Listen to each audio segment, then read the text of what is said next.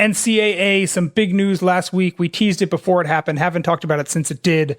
But last Thursday, July 1st, the new name, image, and likeness marketing rights opened up for every college athlete across the country. We saw a flurry of deals happen on midnight on the 1st. There was clearly a number of athletes and a number of companies that wanted to be the first, that claimed to be the first, even though there was a whole lot of them all at once. But we're now almost a week into this, and things seem great. It seems like it's hard to believe that we went 20 years advocating for this without this change.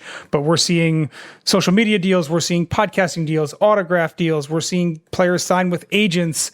All of the things that the NCAA has long fought now seems to be happening in a new era for college athletes.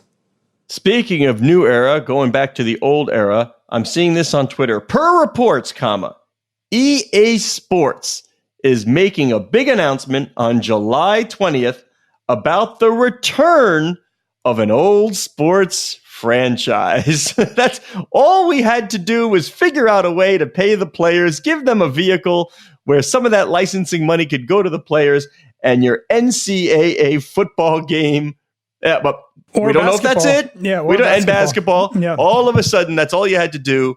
Things real quick I want to mention about NIL.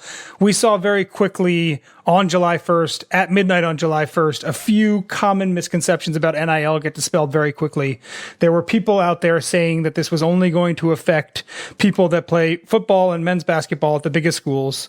We saw that was not true. A number of HBCU football players, a number of athletes that are not big names nationally, play at smaller schools. A number of female athletes announced deals. And that's the other thing exactly. The idea that this was only going to benefit male athletes. Some of the biggest deals announced in the first few days were female athletes, women's basketball players, gymnasts, etc. It seems very clear that NIL rights is not going to be just for the quarterback at USC and the linebacker at Alabama. It's going to be an option and an opportunity for people all across NCAA.